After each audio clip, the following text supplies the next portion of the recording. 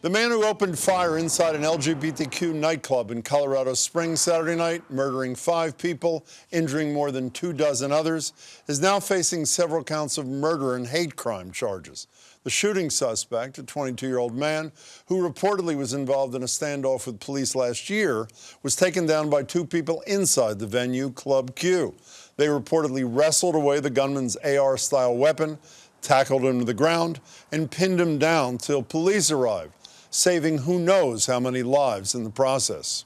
2 heroic people inside the club confronted and fought with the suspect and were able to stop the suspect from continuing to kill and harm others.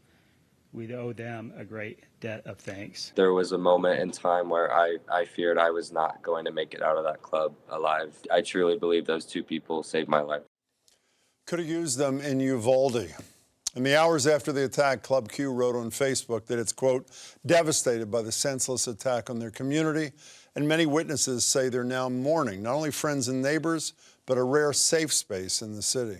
Q is a home away from home. It's a place where everyone is free to express themselves and be themselves. For a lot of people like myself, we don't have families, so LGBT people really need somewhere that is a safe space, and Club Q gave that to us. This is the only LGBTQIA+ place in the entire city of Colorado Springs. What are we supposed to do? Where are we supposed to go?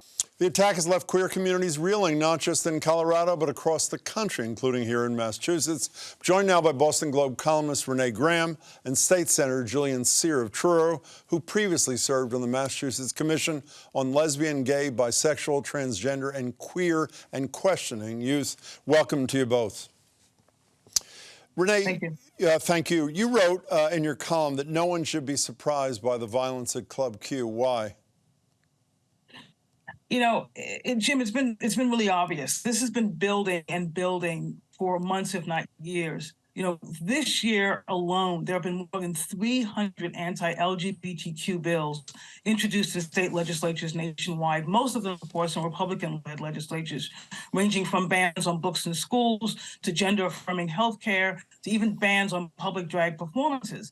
There is this relentless demonization and dehumanization of people in queer communities, and it has an impact. And when you dehumanize people, I think it becomes that much easier to react with brutality, as if they are a threat that needs to be eliminated. Yeah, Senator Sear, it's hard to disagree with any of that, and you add another element into it where the former president, who is running again, made it acceptable to use violence to essentially voice your positions on issues, no? I mean, yes. I mean, this lays bare the dangers of being LGBTQ in America in 2022, and for queer people, you know, like me, we know this isn't happening in a vacuum. And Renée, you know, talked about the hundreds of anti-LGBTQ bills that have been filed, specifically targeting transgender, gender nonconforming people. These attacks, the rhetoric, the violence, this is adding up to real lived dangers. And yes, we're talking about this horrific, wrenching episode. I mean, the incident here and this murder, series of murders in Colorado Springs, but we're seeing this happen to LGBTQ people across the country. This happened on Transgender Day of Remembrance, or the eve of Transgender Day of Remembrance. We know of 34 trans and gender nonconforming folks who've been murdered this year alone, and we know that's an undercount. And a record number last year. You know, it seems to me, Renée, that what Senator Sear just described is terrorism. And while this has been declared a hate crime, but it fits that definition, does it not? To me, it absolutely does. I mean, you know, an act of terrorism is to ensure that you don't feel safe anywhere. And something I thought about in the last day after the news of this came out was something that was said about by the shooter in Buffalo who targeted a supermarket that was frequented by a lot of Black people. He said the reason why he targeted a supermarket is he didn't want Black people to feel safe anywhere. So even some place as mundane as a supermarket becomes a place you have to wonder if you should be there. That to me is the definition of terrorism, and that's what happened at Club Q. This shooter targeted a place that queer people feel safe. Yeah. And what this attack does is say, you aren't safe anywhere. Anywhere you are, you will find no comfort or peace.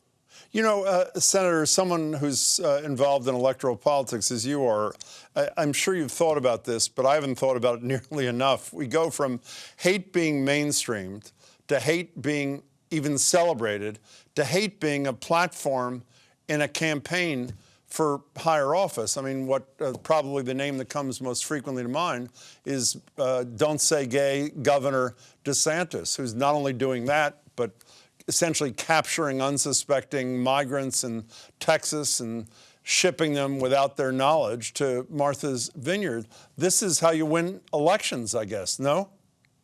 Well, I hope it's not how we win elections, broadly, and we can have another conversation dissecting the 2020 results here. But there has been a very clear campaign, and DeSantis and Trump and others have been really part of this, of identifying, of figuring out that and trying to argue that we can attack some of the most vulnerable people in our society, children, right, for political gain. And it's disgusting. And I think it has to stop in no way. I think of Brandon Wolf, who's a Pulse nightclub survivor and now the press secretary with Equality Florida. And his quote's the one that's really struck me. He said, "We just want to live." Is that too much to ask? And I think it's a really powerful question that a lot of LGBTQ folks, queer folks, are asking themselves these days. I'm sure people also are thinking Orlando and Pulse nightclub happened only 6 years ago. We have a little footage of people demonstrating or at least mourning outside Pulse following these shootings in Colorado Springs. It seems to me, staying in politics for a minute, Renee, hypocrisy is nothing to be ashamed of and to worry about if you're a politician. Lauren Boebert, a Colorado congresswoman who just narrowly won her re-election. Here's a tweet from her in August of last year, sending a message to all the drag queens out there: stay away from the children in Colorado's 3rd District. That was August. And then immediately after the murders the other day in Colorado Springs, here's what that same congresswoman said: "The news out of Colorado Springs, absolutely awful this morning. The victims and their families are in my prayers.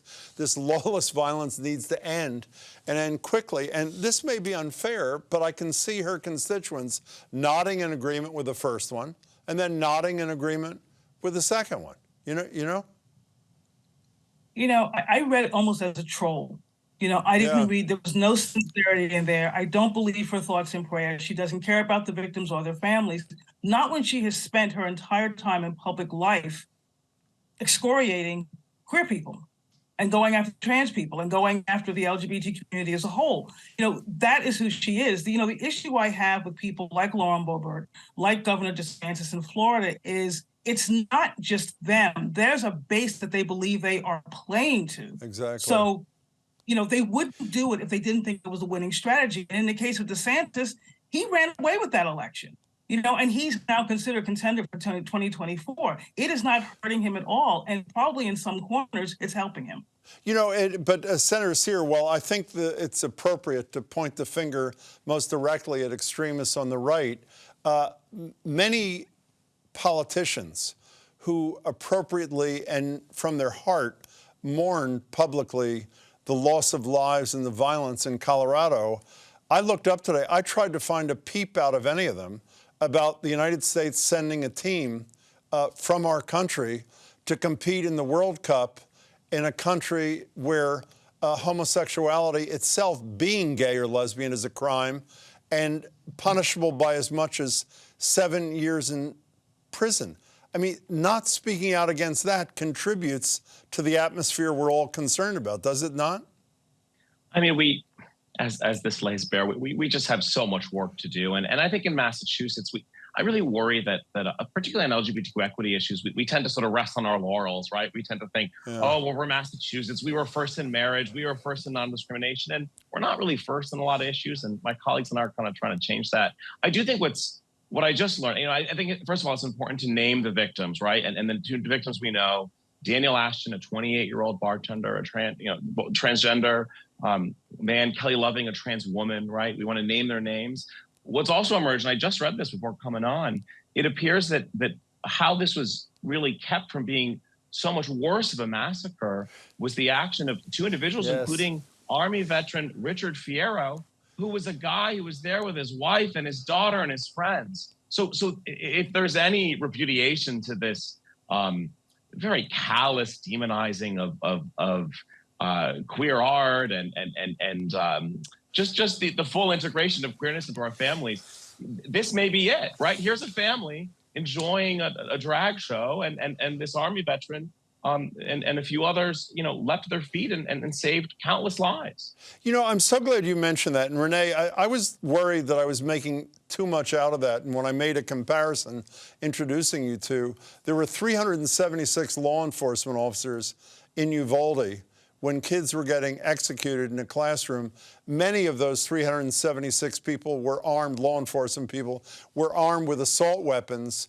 The people that Julian Sear was just describing were armed with nothing except courage and empathy for their fellow human beings. There's something to that story beyond just the bravery of a couple of individuals, is there not? I think it says a lot about how queer people know how to fight for their lives and their communities. They have not had the luxury of waiting for others to step in and help them. And that's where the children, obviously, in Uvalde were failed, because all of those police officers did nothing as they were being massacred. But what happened at Club Q, where people said, we can't wait. People were calling 911, but they also felt, probably coming out of what happened at Pulse 6 years ago, that they needed to step up and protect themselves and the people they cared for.